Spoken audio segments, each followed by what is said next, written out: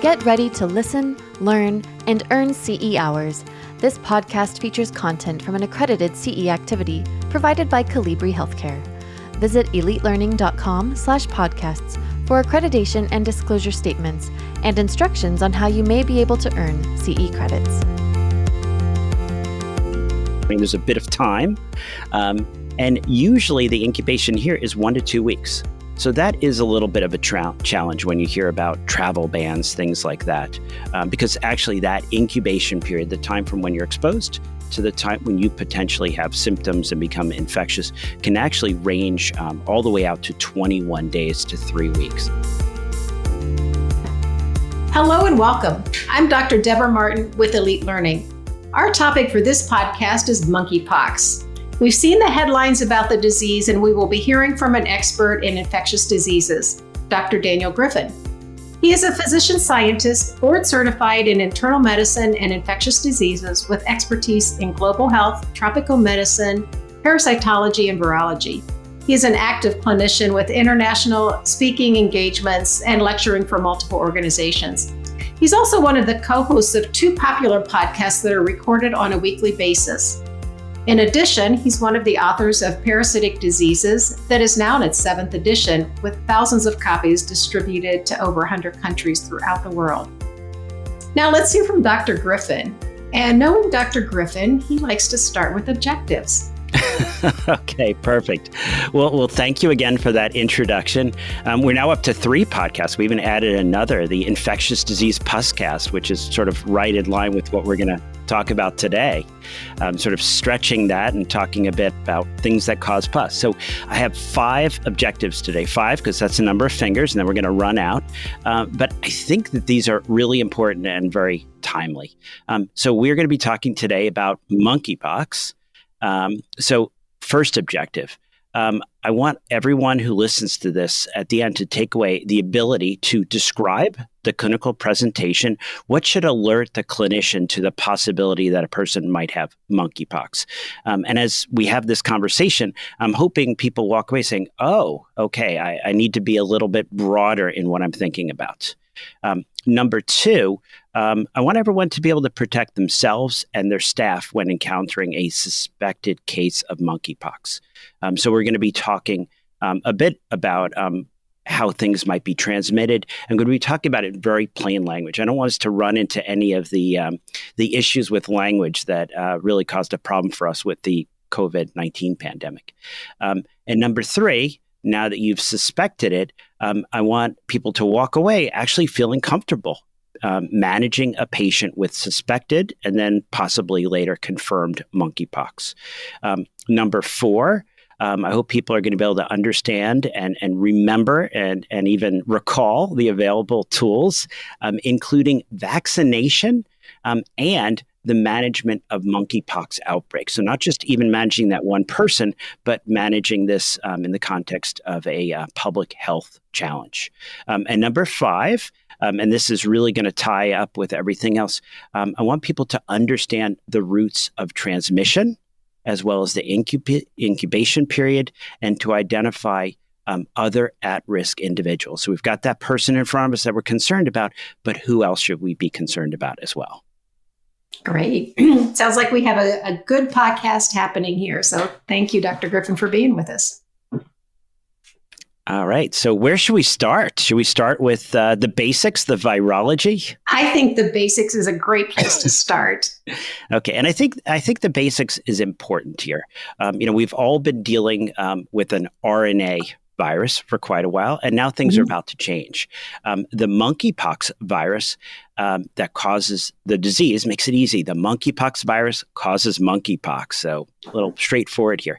This is a double-stranded DNA virus, and it's a member of the family Poxviridae. So this is a pox virus. People can actually think, boy, do I know of other pox viruses? Chickenpox, I was going to say chickenpox. Every time I hear monkeypox, I think about chickenpox and diseases of childhood, and animal associations. And you should. And I think that's a great way. I think one of the problems that we had recently, we won't mention which virus this was about, but think about what we know about those type of viruses. Don't think about influenza.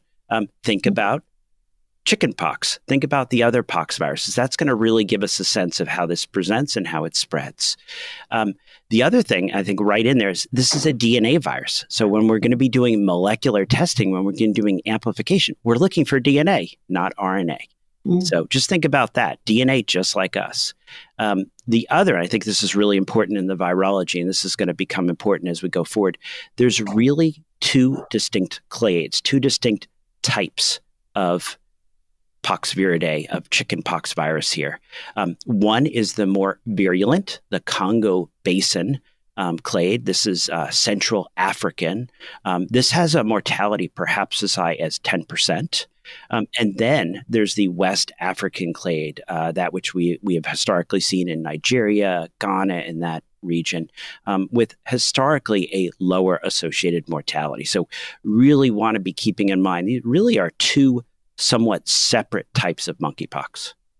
Okay. Good to know. Why don't we talk a little bit about the history of it? Because I understand it's a fairly new virus. It really is, actually. And I think the name, right? Like, let's think about chickenpox. Oh, that's something that affects chickens. No.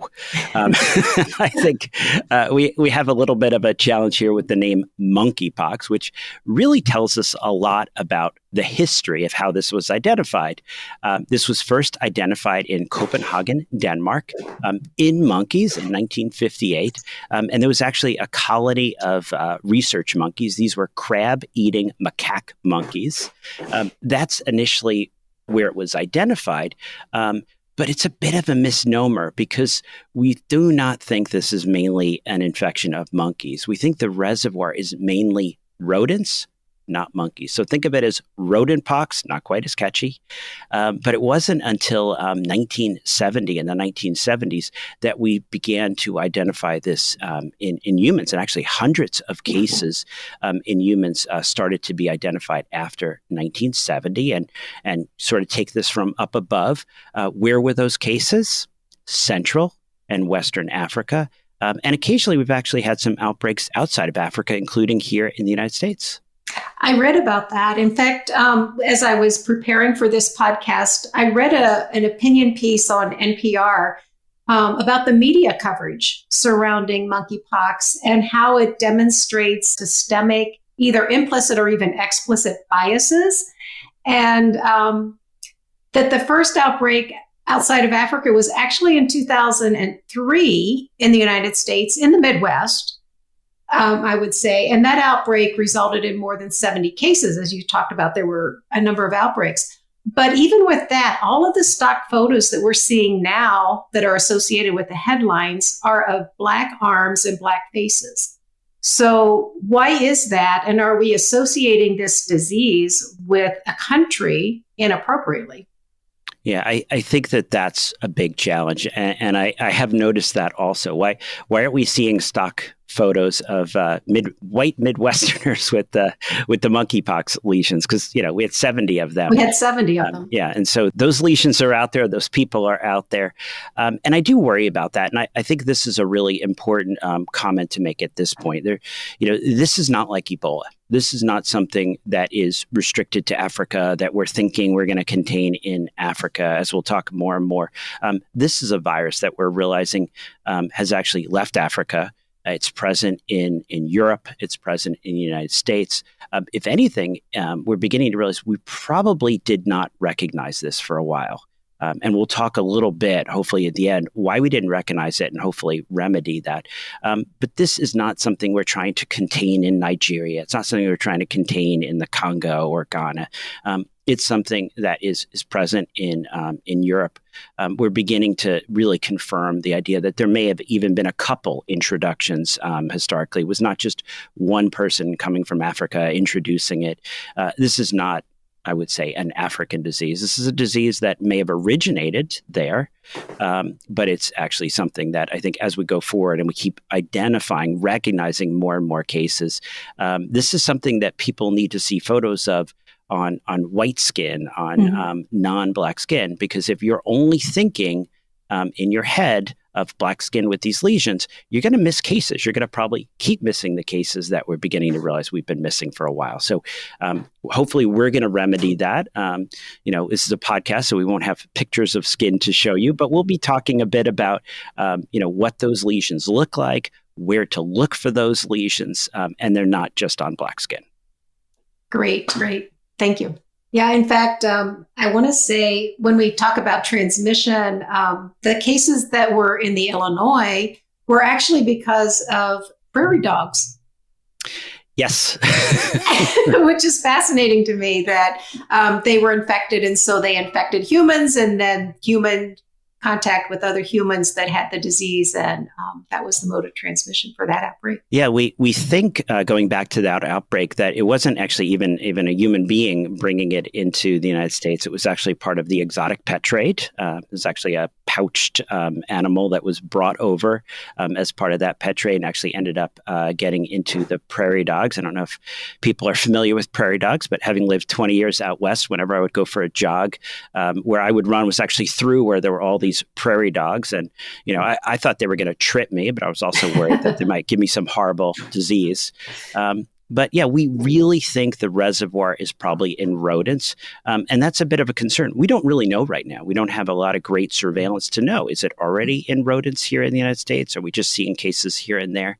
So that's going to be a big public health challenge, is looking at reservoirs. Has it been established in a reservoir here in the U.S.? And how do we prevent panic and everybody running to their vet with their pet saying, test my pet to see if I have it? Yes, so don't do that. You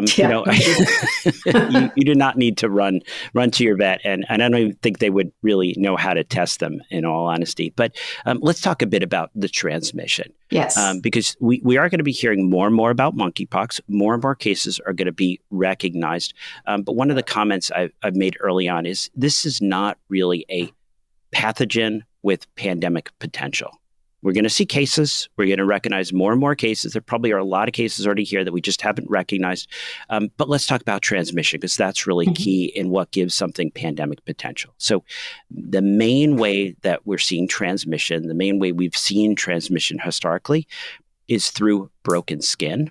That's really the main one. But it's also a respiratory pathogen. So think of chickenpox, right? Remember those? I don't know if our listeners are old enough to remember the chickenpox parties. That was actually one of my earliest childhood memories. Why am I playing with the downstairs neighbor? And why does she have all these things? And then a week later, why do I have all these things on my body? So it's really a direct contact. There can be some situations, we think it's the minority, where it's actually respiratory spread. And I'm going to use the word respiratory. You breathe it in. Some individuals can actually get it out into the air.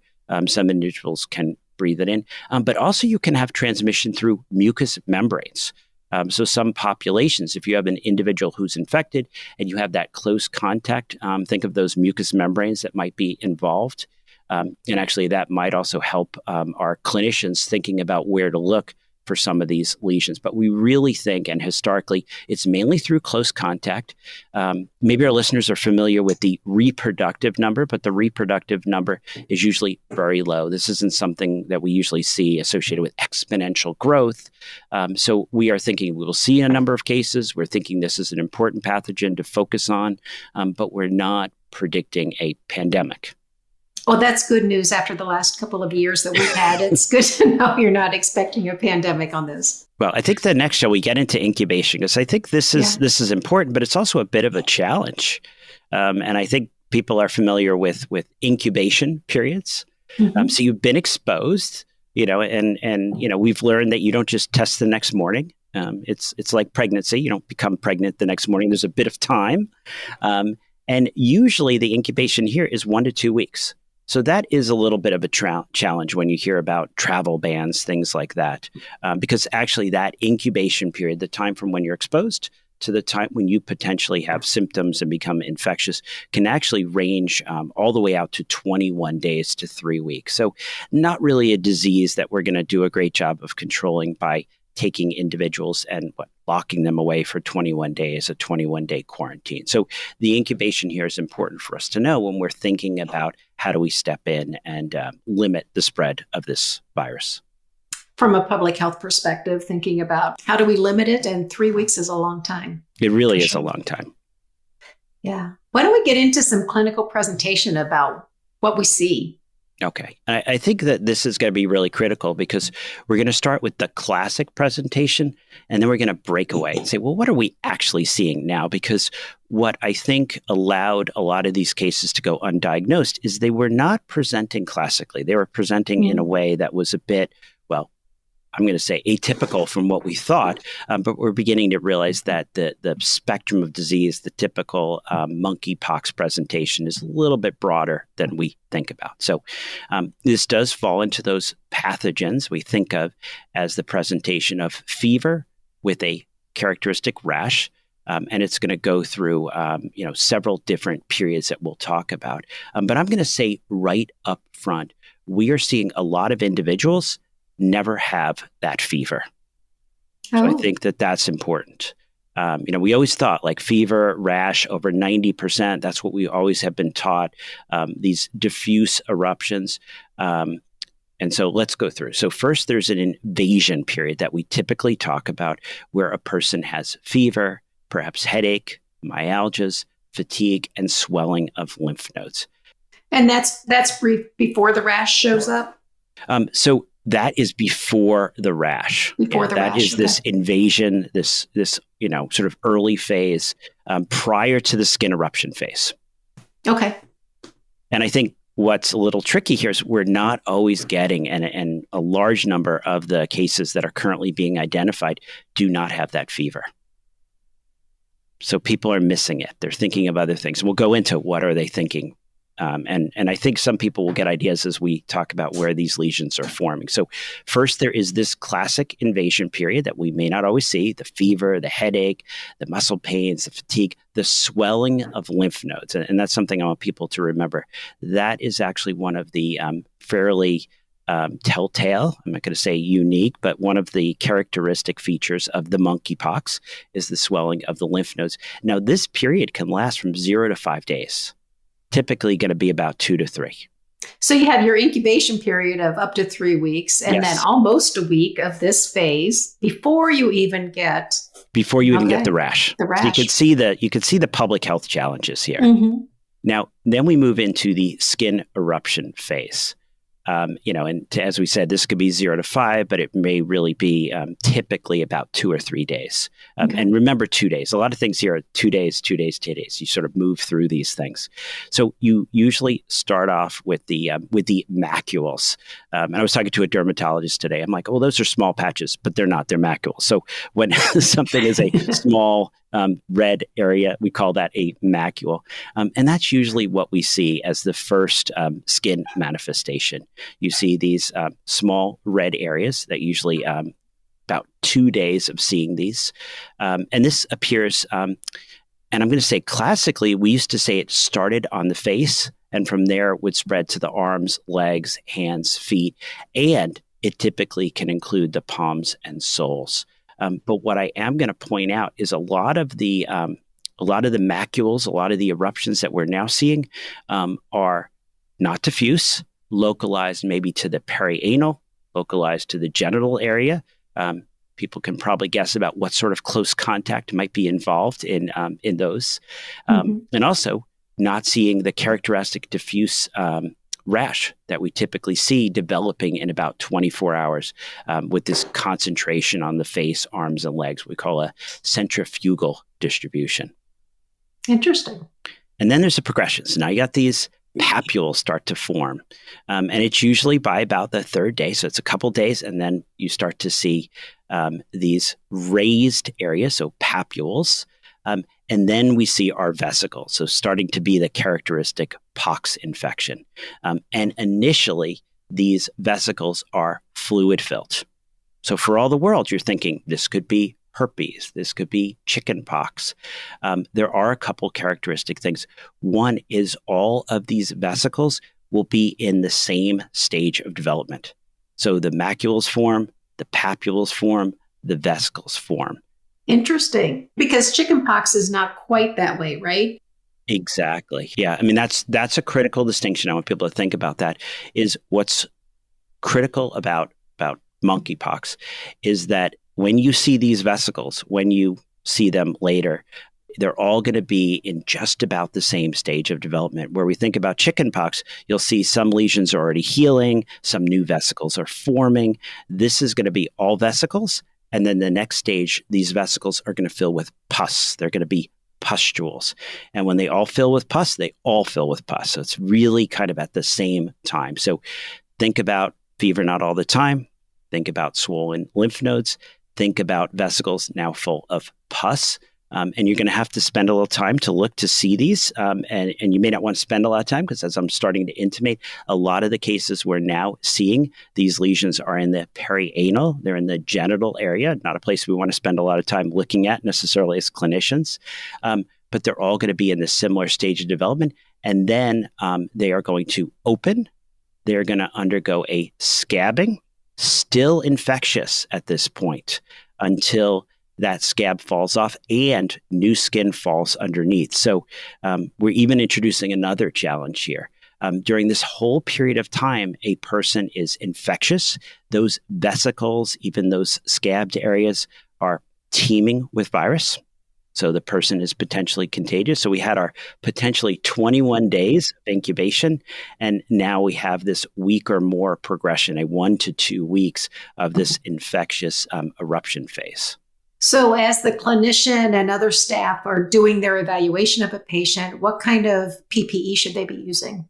So we've really ramped it up to really Ebola type level, where you're going to go in with gloves, fully gowned. You're wearing your N95 because, as we've talked about, a certain percent of the time, this can be respiratory acquired. You're going to wear goggles protecting your face. You're going to be really careful gowning and degowning when you go in and out of those rooms. You think about this. Well, but Dr. Griffin, you said most of the transmission is contact. Some of it is respiratory. But I think we've learned that there's no dichotomy here. There's no binary to this or that. And so even that low percent chance that you might inhale this in one of these negative pressure rooms, this is, when you see those photos, you will realize this is not a disease you want to get. So, and this is not a disease you want to let your staff get. It's not a disease we want to see continue to spread.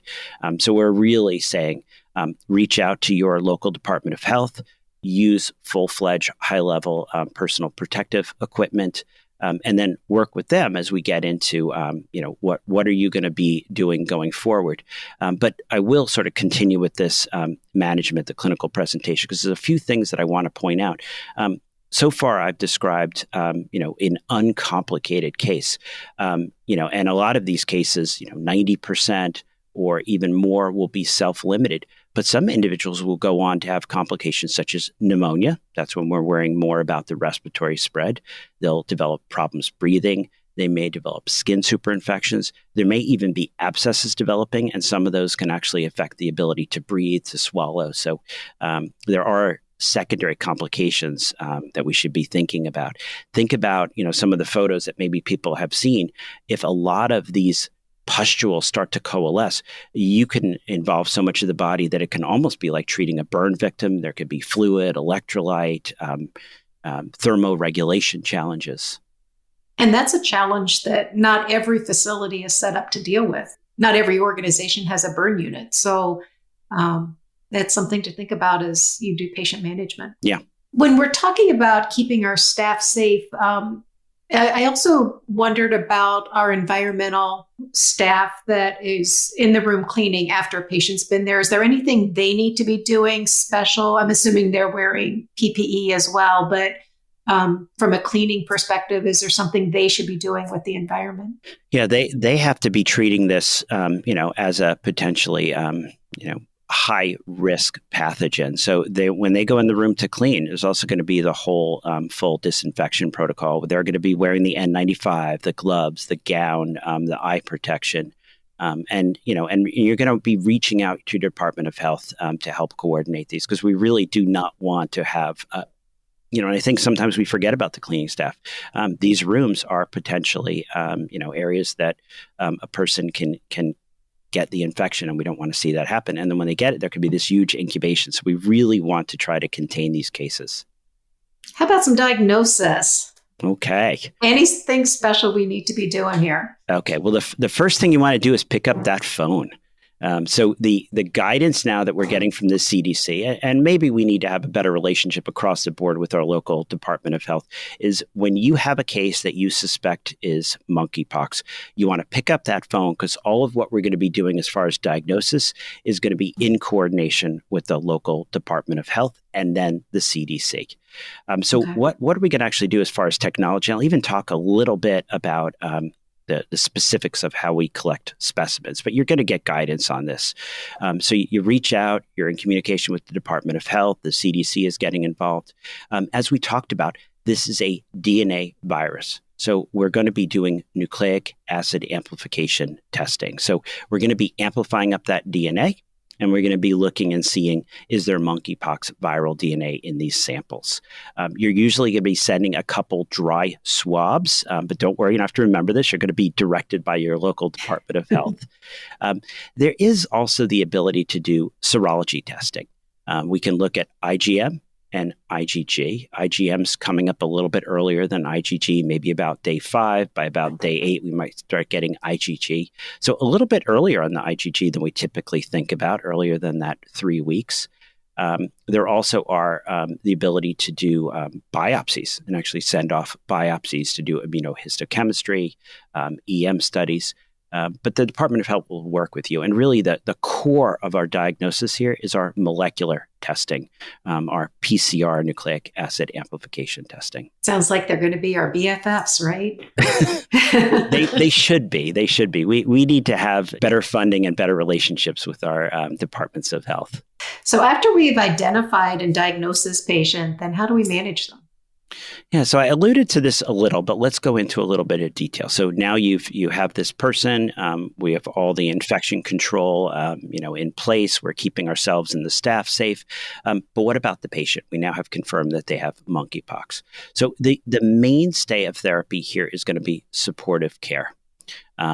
We want to focus on hydration. We want to focus on the skin because, as I mentioned, we don't want to be opening these blisters. We don't want to be getting these super infected. We want to be covering them and protecting them with clean and dry. But there also are actually some potential therapies. There are actually some antivirals.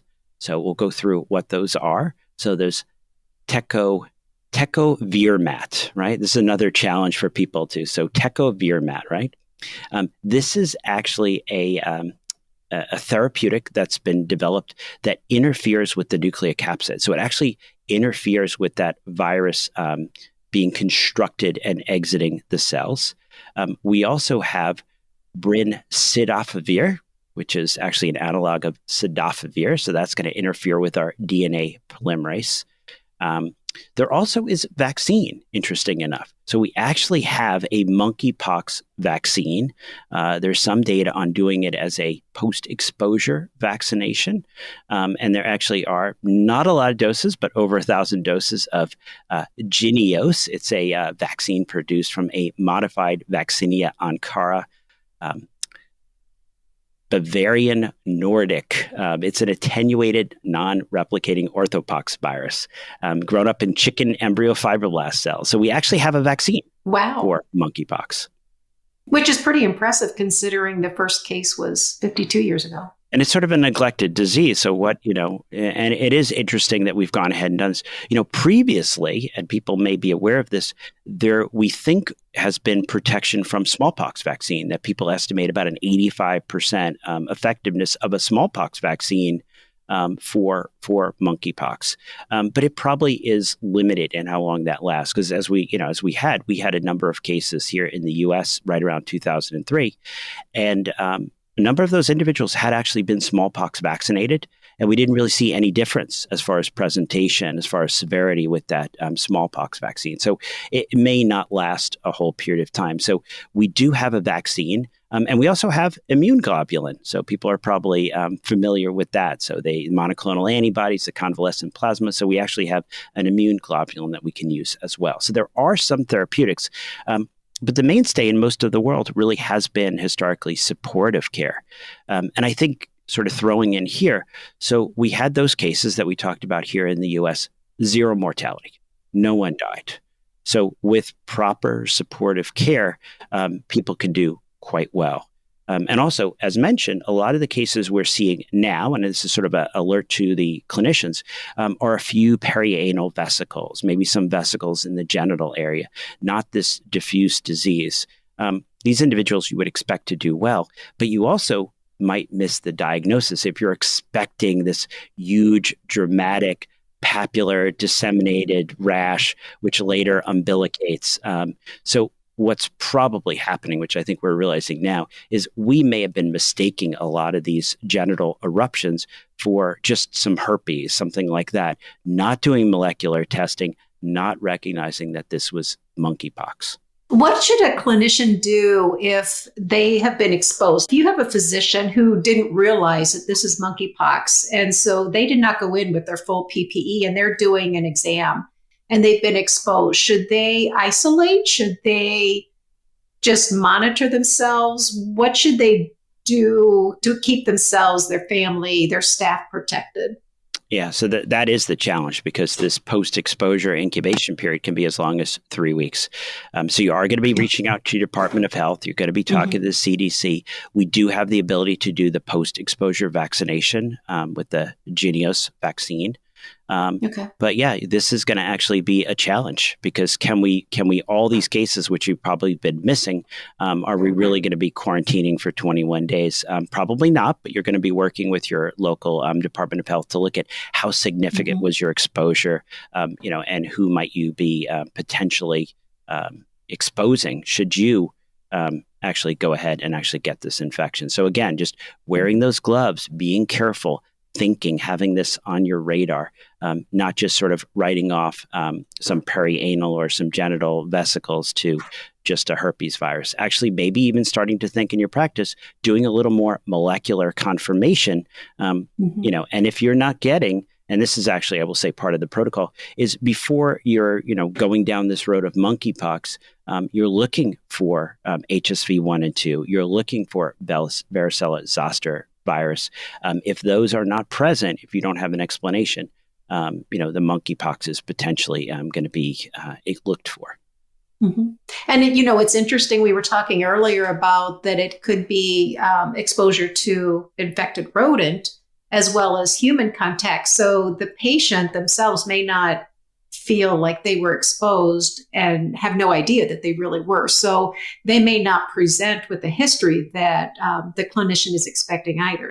Yeah, I think that's critical, and I'm going to sort of take a moment to address that issue. That some of the cases that we're recognizing now, we're recognizing because they've had exposure to someone else who had the monkeypox, and I don't want people to run into the same mistake that we ran into with the COVID-19 pandemic, where unless you're exposed to that person from Wuhan, you're not getting your diagnostic test.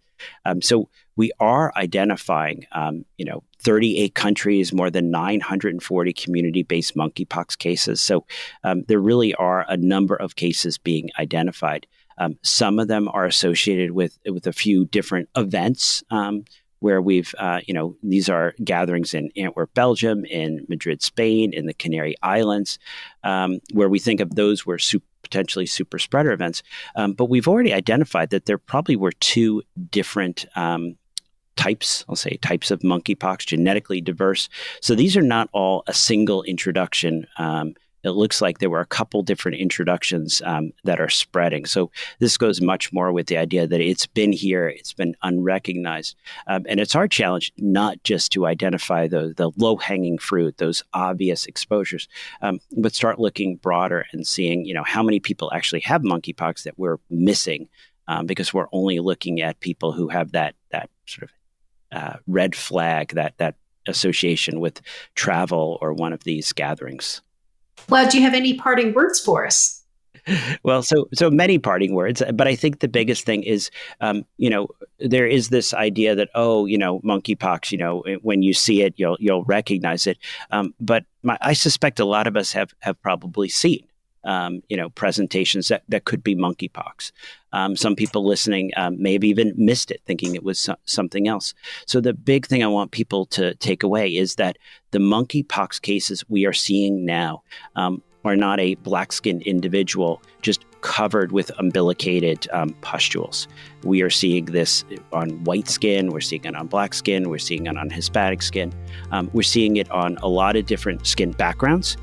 We're seeing presentations which are not classic. We're seeing presentations without fever. We're seeing small areas of lesions. So we really need to increase our clinical suspicion. We need to do a bit more molecular testing so that if we do not have an obvious explanation for what something is, we then can reach out to our DOH and get guidance. So let's hopefully not miss cases. This is not something where the sky is falling, but it certainly is a case where we should do a really good job to limit the number of cases and to keep this under control.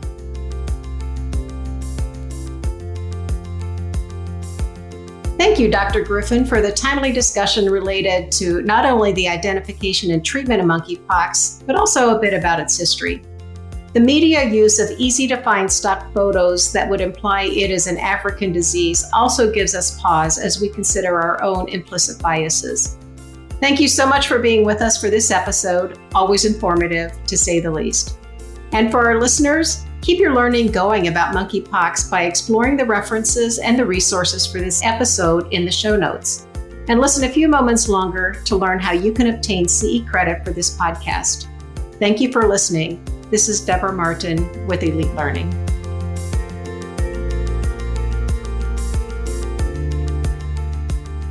This podcast featured content from an accredited CE activity provided by Calibri Healthcare. Visit elitelearning.com/podcasts for accreditation and disclosure statements and instructions on how you may be able to earn CE credits. Take your learning to the next level by subscribing to more podcasts on compelling healthcare topics.